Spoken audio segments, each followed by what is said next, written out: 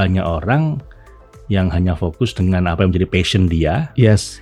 lalu melupakan dimensi yang lain, hingga satu titik dimensi yang dilupakan itu, fatal weakness itu meruntuhkan semua sendi kehidupannya. Tujuan utama hidup itu harusnya ya bahagia secara holistik gitu. Secara holistik, menyeluruh. Dia bilang whole person well-being. Person well-being. Whole person well-being. Jadi well-being, kebahagiaan, kesejahteraan yang itu holistik.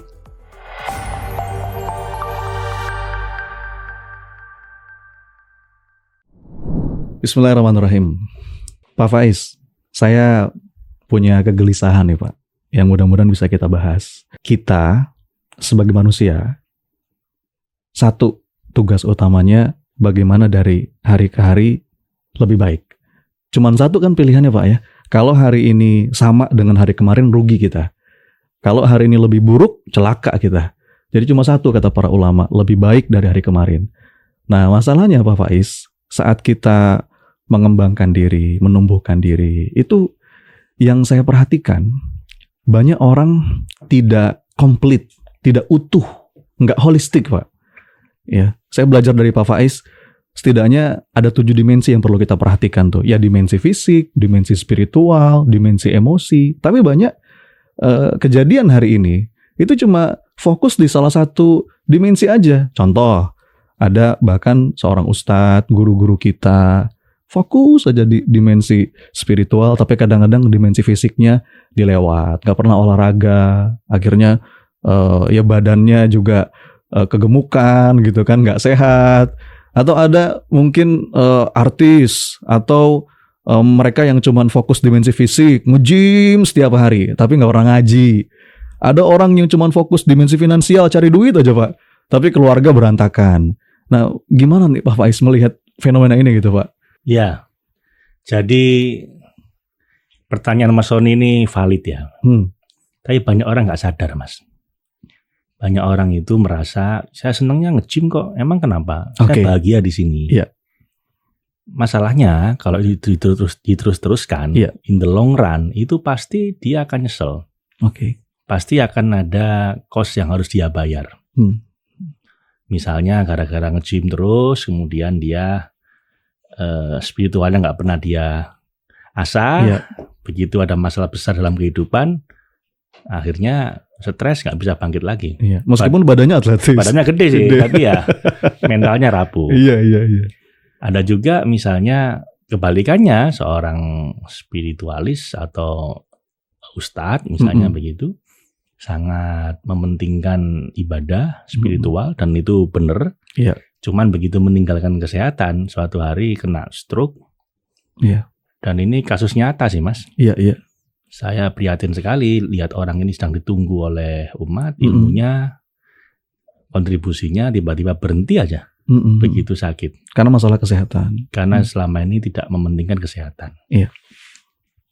Sementara ada juga pengusaha mungkin yang suka flexing urusan uang gitu ya. Bangga pakai Ferrari macam-macam. Tapi kemudian rumah tangganya berantakan. Tiba-tiba istrinya diambil orang gitu ya. Itu langsung down. Iya. Nah, banyak orang itu nggak menyadari ini sampai fatal weakness itu meruntuhkan seluruh sendi kehidupannya. Fatal weakness ya. Ya, saya menyebutnya fatal weakness karena banyak orang yang hanya fokus dengan apa yang menjadi passion dia. Lalu melupakan dimensi yang lain, hingga satu titik dimensi yang dilupakan itu, fatal weakness itu meruntuhkan semua sendi kehidupannya. Itu kan sangat disayangkan ya. Ini menarik Pak, membahas sendi-sendi kehidupan. Biar lebih jelas nih Pak, ada 7 dimensi nih Pak yang perlu kita perhatikan. Ini salah satu aja, kalau jadi fatal weakness bisa meruntuhkan gitu Pak ya, hidup kita. Apa aja tuh Pak yang 7 itu? Ini spesial nih angka 7 nih Pak Faiz. Iya, dulu saya mengembangkan ini Mas, zaman saya masih mahasiswa di psikologi UNER. Jadi udah 20 tahun lebih nih.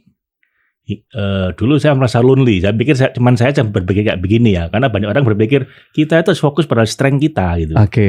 Yang lain nggak apa-apa, diabaikan, yang penting strength kita jadi gitu ya. Oh iya, itu mindset banyak orang tuh Pak. Hanya fokus pada kekuatan, yang lain diabaikan.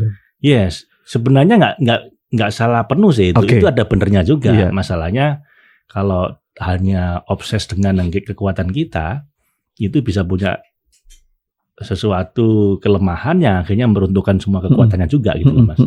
Nah ini baru saya agak lega ketika ada seorang dosen yang paling populer di Harvard waktu itu, namanya Dr.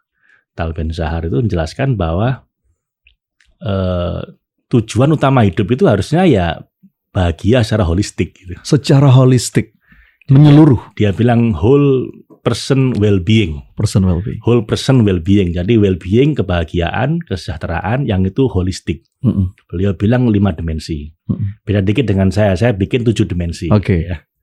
Nah, disitulah saya menemukan dasar ilmiahnya akhirnya. Bahwa ini memang benernya kayak gitu harusnya. Iya. Nggak bisa kita hanya fokus di 1, 2, bahkan 3 dimensi kehidupan. Kalau nggak semuanya bagus, pada akhirnya bisa berbahaya ini. Nah, 7 itu apa saja? Jadi kalau versi dari Harvard itu 5. Yang pertama spiritual. Dimensi spiritual. Lalu fisik. Intelektual. Relationship.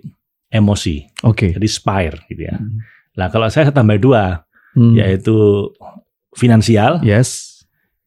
Terakhir estetika. Oke. Ya. Saya punya argumentasi sendiri di situ. Karena Anda bisa bagus semuanya, tapi kemudian Anda bangkrut secara finansial juga hancur. Banyak orang hancur juga gitu kan. Kita kupas nanti Pak, menarik ini. Disebut dengan holistic person itu Pak ya, atau Saya insan kamil. Yes, holistic person, manusia paripurna, insan kamil, holistic happiness. Terserah, kalau Tal Ben-Shahar bilang whole being, whole person well-being, atau whole being. Tapi intinya ide dasar seperti itu. Kita itu sebagai manusia punya 7 dimensi kebutuhan, 7 dimensi diri yang perlu dikembangkan terus, 7 dimensi kebahagiaan. Ini hilang 1, hidup Anda nggak lengkap. Dan dari 75 tahun penelitian itu ditemukan bahwa satu-satunya pembeda utama yang hidupnya bahagia selama sampai 75 tahun, dari usia 90-an itu, adalah hubungan dia dengan orang-orang dekat. Yang lain nggak relevan, mulai dari karir, uang, dan lain sebagainya itu pada akhirnya akan fade out, pada akhirnya akan memudar. Satu-satunya yang bisa bikin orang bahagia bener-bener dan sampai umurnya panjang itu kalau dia punya intimate relationship